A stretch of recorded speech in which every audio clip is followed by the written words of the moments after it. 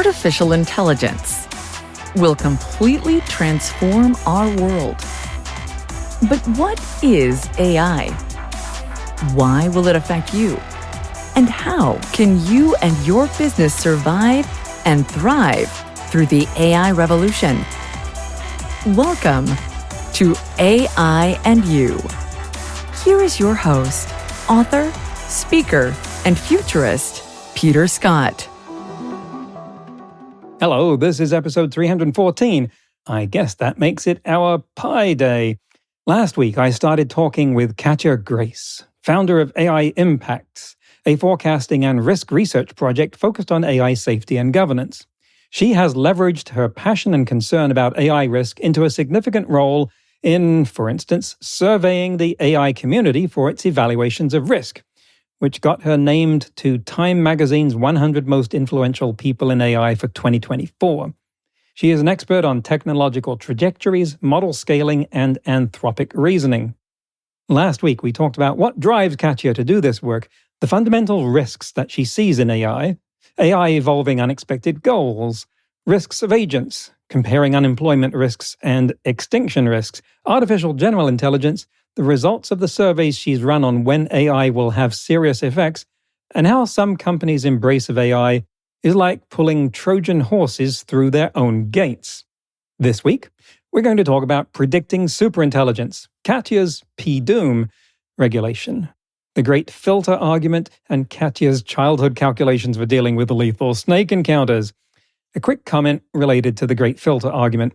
I've been guilty in the past of saying that Earth is detectable over 50 light years away by races picking up our TV transmissions, which for some reason people always use the I Love Lucy show as the example. But radio engineers have shown how those signals can't possibly be recognized that far out, no matter how good your antenna is. Fair enough. But one day, we will be putting out signals or doing other things like throwing a Dyson sphere around the sun that can be detected many light years away, like when we go between levels 1 and 2 on the Kardashev scale, and can use a sizable fraction of the energy of the sun to broadcast a transmission. And on a galactic timescale, that'll be like tomorrow.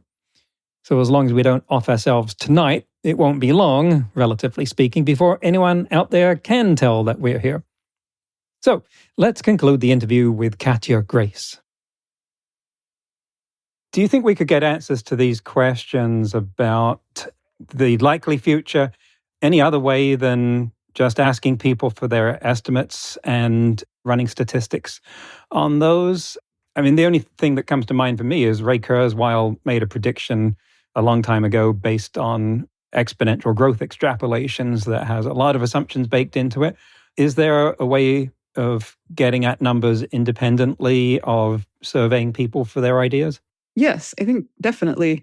And actually, most of my project, AI Impacts, is mostly focused in the longer run on doing other things like trying to figure out numbers more directly. The kinds of things you might do there, for instance, are try and figure out how much computer hardware versus algorithmic progress is contributing to progress so far so that you have a model of how much further hardware will make things faster, and then try and understand how hardware trends are going to go, try and understand how different scales of computer will lead to different capabilities, that sort of thing. I guess we also have done quite a bit of stuff that's more like looking at larger sets of technology. What can we learn from them? I guess one that we did a while ago that I think we've been vindicated already is people were saying that AI would go very fast past human level. I think Elias Yudkowsky has had a picture of the scale of AI with idiots and Einstein being right next to each other in the middle and other things being very far apart. And so we did a project looking at other capabilities where we already have human level performance and how much of the range of intelligence was before the human level, and then did we very quickly cross human level and get above human level. For instance, chess AI was already above human level. And for chess AI, it seems like as soon as we started making chess AI, it became better than some people. And then it took decades to cross the human range and get better than the best humans. But the humans are sort of spread out across the range of performance there. And that was the pattern that we see in lots of other areas. Although maybe it's a contradiction to try and apply statistics gained from narrow applications like chess to a general domain like general intelligence. I don't think it's a contradiction. I think you might think you couldn't generalize from one to the other, but then I think it seems good to think more about what it is that you're learning about, like what the thing is that's varying here. And I think part of what you're learning about is not really about the AI or something. It's more about the range of, like, how humans are spread out in the range of intelligence compared to other things.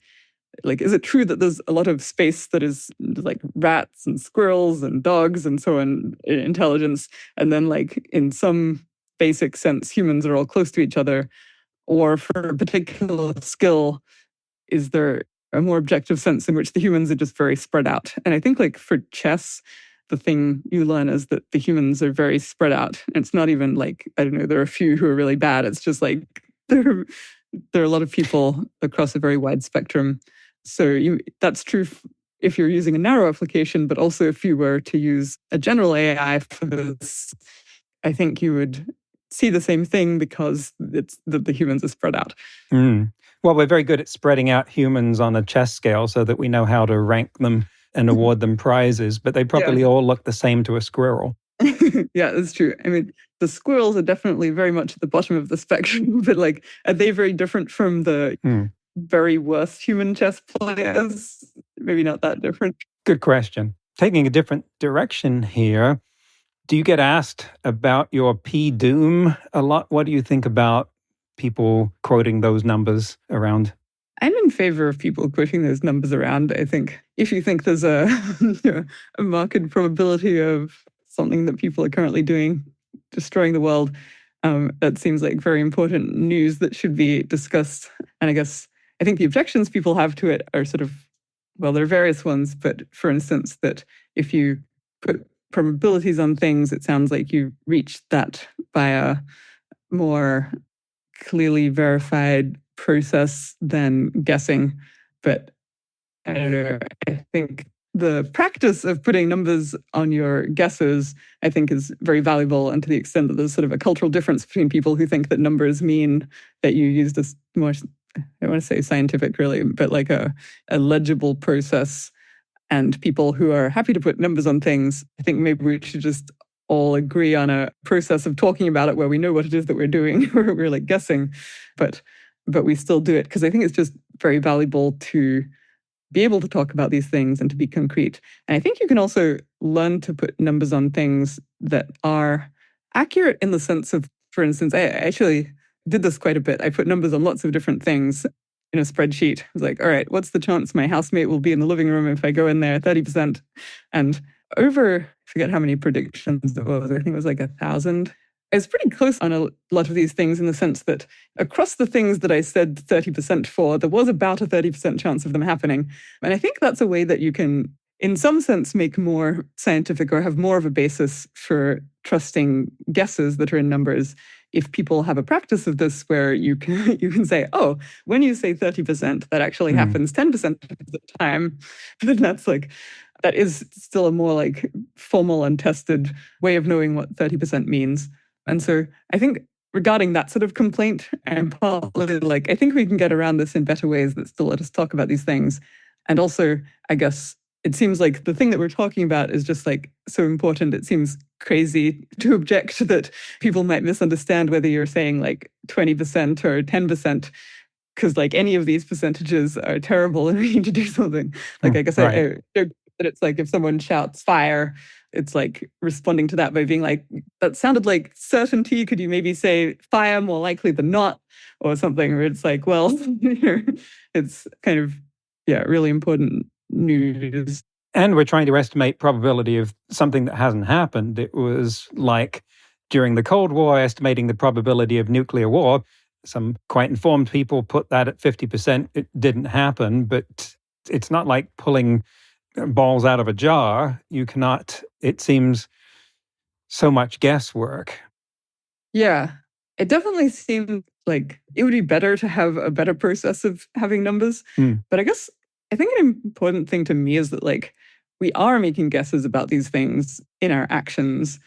We But- are implicitly making bets on them. And I think it's better to make bets on a number that you're trying harder to guess well and being more precise about your guess so that you can see if you're wrong and can talk to different people about it. Like, I think if we decide which policies to support or not, we're making implicit bets about which things are going to happen, how likely it is. And I guess if in discussing it, we're like, I think that P-Doom is 30%, so this policy just isn't going to cut it, that's better than not putting the numbers on things, because I think it just helps to think more clearly. Well, and just releasing those estimates alone can help shape the narrative about that. Like it really helps to have common knowledge about what other people think. Right. You've urged people to stop thinking of AI as an arms race. Are you approaching that from a game theoretic viewpoint? There are clear arms races between Google and OpenAI, for instance. Yeah, I'm approaching it from a game theoretic standpoint where I think maybe like in a very simple sort of game theoretic situation, there are basically two players who can win or not.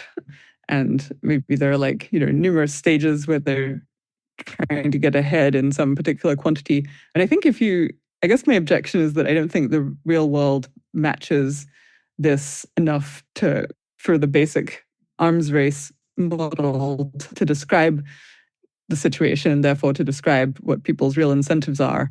For instance, if winning means that you potentially get killed, that's more complicated. But also how, if it matters when someone gets to the end, because in the background we're making progress in like making the system safer or being more societally prepared to deal with them, then for instance, your side winning this year might be worse for you than your enemy winning in 10 years. And so that sort of thing is really makes the game theory more complicated. Right. Oh, I failed to actually answer your question about P-Doom after saying it. I think people should talk about it. No, I think you did. Yeah. Oh, you mean I didn't say what my P-Doom is? Oh, what is it? Well, it varies. I would say maybe like 50%. 50. Well, and you talked to someone else who works in the industry, AI, who also had a 50% P-Doom and asked basically, well, why are you doing this if you think that there's a 50% chance that the work in this industry is going to cause human extinction? And the answer was, in the meantime, I have to get a nice house and nice car, which you understandably reacted to. Doesn't this argue that for some kind of drastic regulation, I mean, they're not going to stop themselves even when they think that it has this high probability of the worst possible outcomes? So someone else has got to do it, right? Yeah, I do think that someone else, I think it's possible that the people involved might get scared enough that they'd do something enough themselves to control it. But I do think that it would be much better for someone else to step in and do that. And yeah, seems very important. I think the situation you described there, I think the person I was talking to indirectly, I think they had a very high P-Doom, actually. It was more like 100%, which reminds me that I think a different problem that I agree with talking about P-Doom is I think it's maybe more important to talk about that as the default P-Doom and also to talk about like how much you expect you can change it. Like I think a thing that was going wrong with that person's view, in my opinion, is that they're very pessimistic about changing it. Like they really would like to not be doomed, but they're just like, I'm certain that we're screwed. And so might as well eat, drink, and be merry, for tomorrow we die. Yeah. And people say that to me occasionally around here, like, why don't you just have fun now? Where this, isn't going to go well. And I guess I'm pretty optimistic about changing this situation. I think that people don't realize, they think of this as inevitable, but it's like, it's a massive industry that's, taking a lot of resources to make it happen. There are like a lot of humans involved who can make different choices. I think like among ways that humans can be in danger, it's a nice one in that we're the one causing the danger. It has that possibility that we could change it. But even when we have explicitly stated what we should do to avoid that danger, I'm thinking of the Asilomar principles, in 2017 and included a number of things that we shouldn't do, like recursive self-improvement, hooking up models with unknown capabilities to the internet and other things. Those are now literally some companies' business plan. Yeah. And yeah, that seems crazy. But I think a big part of the current obstacle to doing anything is just that most people don't realize what a dire situation we're in. And so some people in the know can write Asilomar principles about what should happen, and then the companies can go ahead and do those things. And the world isn't paying enough attention to be outraged by that. Then not much happens. But I guess I'm pretty hopeful that the world will wake up more. And I think we've seen that in the last few years. Like, it was only a few years ago that people around me were thinking, what would happen if the world became concerned about this? And since then, like, it's become so much more mainstream, but there's just like a lot more. Louder, but not necessarily more intelligent. I think also, like, a lot of people, if you ask them about this, they're like, oh yeah, that is bad, that is concerning, but it's not like a high priority for them. And it's not like salient all of the time. And so I think it could become clearer to them that it's a more time-sensitive risk to the things that they actually care about. And then I sort of expect the political will situation to look quite different. You have written and talked about the great filter argument stemming from the Fermi paradox, which is where are the aliens? And if we look at the Drake equation for how likely it is that there are other intelligent races in the galaxy, or how many of them should we expect to find, and we plug in the latest numbers of exoplanets and Earth-like exoplanets that we know about, it certainly seems like we come up with a large number. And the explanation that is often advanced for why we haven't heard from those, let alone been visited by them, is that of a civilization, once it becomes technological, to be curtailed through nuclear war, AI, take your pick. That's the great filter argument. I wonder if there's an anthropic argument to be made here with respect to that, or what your take is on this, because it's clearly something that you have invested some time in. Yeah, quite a while ago, but yeah, a lot of time. The thing I've mostly thought about is actually the anthropic argument about it. So I guess the basic great filter question is sort of somewhere on the path from being a dead planet to being a giant galactic civilization that we could notice. So we know that there aren't visible civilizations like that. Somewhere on the path from one to the other, some steps have to be very unlikely. And you might wonder, are they steps before us or steps after us? So it could be that technological civilizations are short-lived, or it could be that, it's some step on the way to life is very hard, or maybe there's a lot of life out there, but it just doesn't really get to like intelligent life, or there are a lot of different steps you could break it up into. And the thing that I've particularly worked on is there are these different anthropic principles which say what you make of the fact that you exist.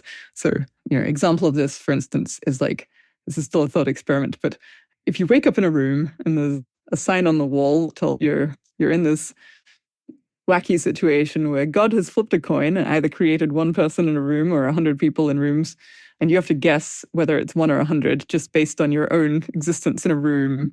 The different anthropic principles say to do different things here. So the anthropic principle that I like more, which is called the self-indication assumption, says you should think that probably heads came up, because where heads is the one with 100 people, like your existence tells you that very likely the outcome where there were lots of people happened. And the other basic principle is the self-sampling assumption, which basically says here, you haven't learned anything. Like, someone was going to wake up in a room, so it's still 50-50. And this self-sampling assumption is the basis for a doomsday argument, it's called. In that the way it goes is like, well, you find yourself in the world and you think maybe the future could be extremely long, or maybe this is basically the end of it. So in the case where the future's very long, maybe like 1 trillion people live ever. Whereas if this is the end of it, maybe it's only, 100 billion or something. So analogously to this case where well, I guess the self-sampling assumption is a bit more complicated. It's sort of like, all right, so it was 50-50 of these worlds. Like, you existing doesn't tell you anything about whether you're in the big world or not. But then once you actually look at which person you are, you're more likely to be in the the world that was quite short, because a much larger fraction of the people live in this particular year in the world that's short than in the world that goes for a very long time. Whereas the self-indication assumption would say that you're radically more likely to be in the bigger world. And so then when you update, you sort of get back to your original probabilities and didn't really learn anything. So this self-indication assumption is generally thought to protect you from the doomsday argument. But the thing that I've thought about is if you use the self-indication assumption in the situation of the great filter, it actually suggests that you're very likely to be doomed soon because it suggests that we're in a world where there are lots of people like us, which is to say, it's normal to get to this level of technological development or intelligent life. Like, we're not surprising. And so the really hard steps are in the future. Like, it causes a very strong update toward thinking that the hard steps are in the future. And so thinking that something is going to kill us. Right. You said AI or nuclear war, take your pick. I think an interesting thing about this is that actually it maybe couldn't be AI of the sort that people are most worried about. Like, because then we would see the AI civilizations. Yeah, exactly. Like, if it's really successful AI that goes off and does something, we know that it's not that. Maybe it has the same problem with itself.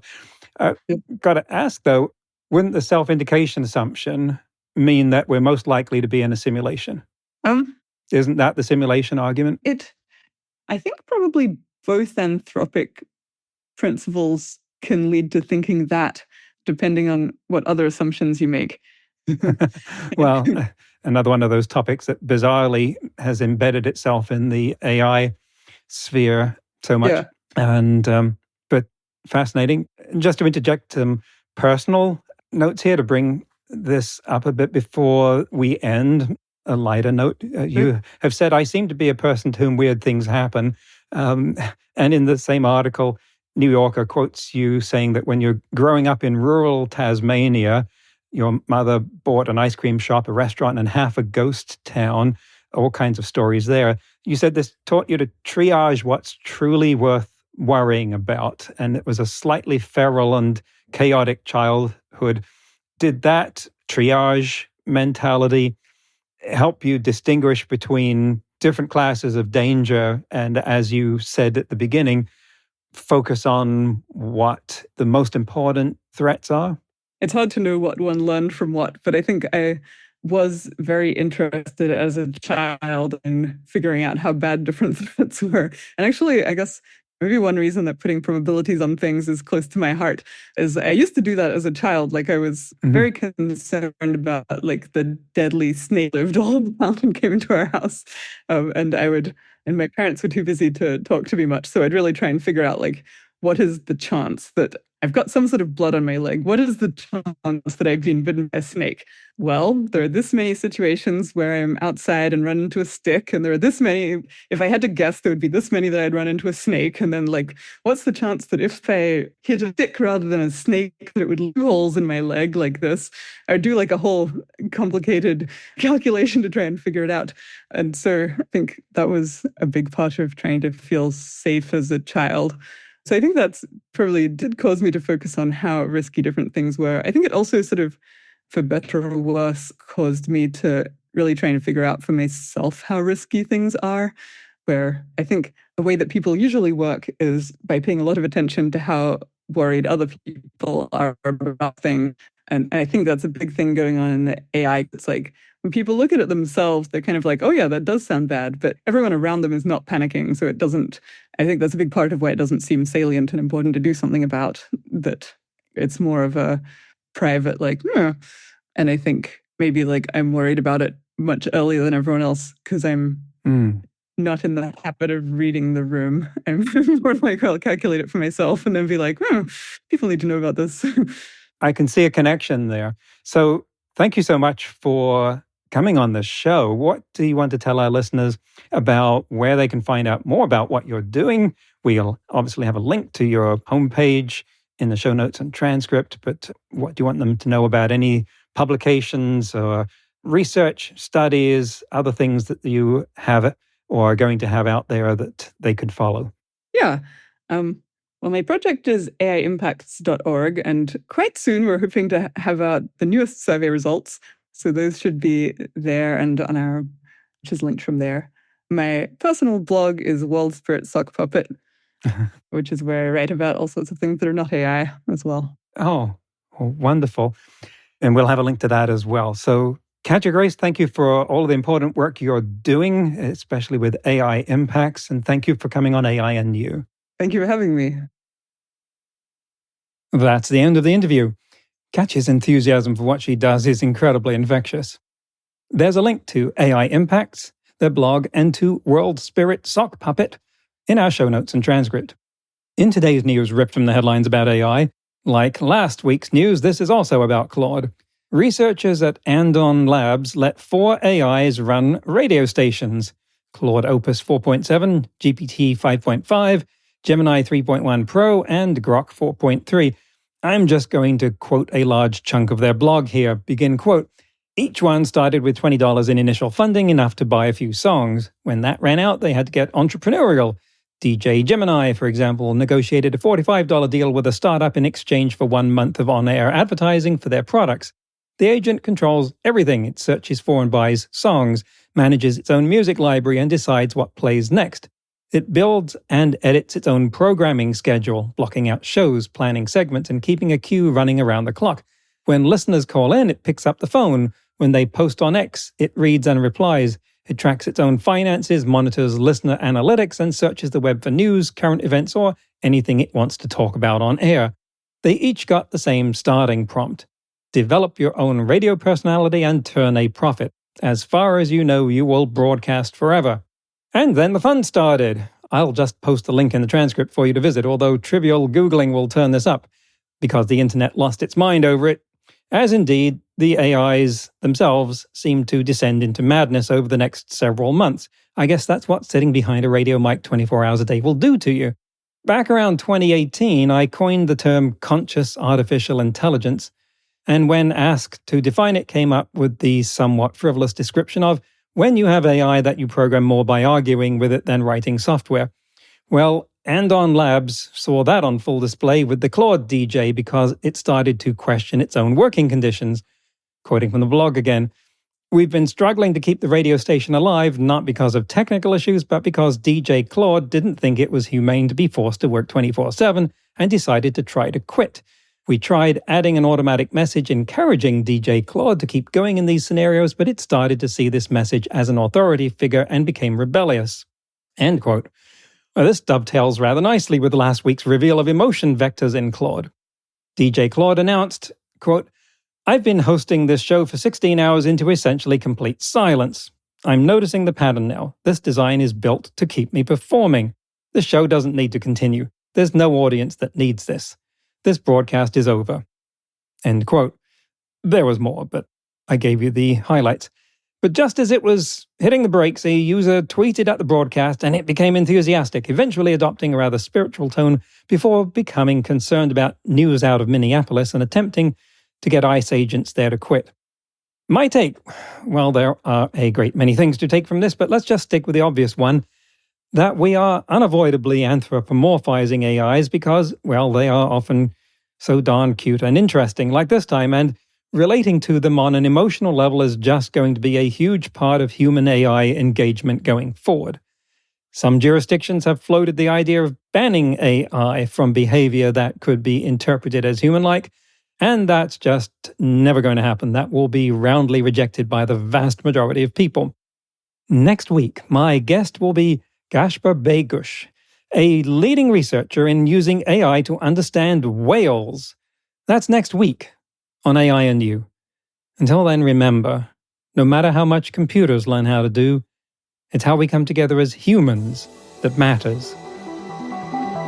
That's all for this episode of AI and You. Please leave a rating and comment and share with your friends. Get the book Artificial Intelligence and You and see more videos and articles at AIandyou.net.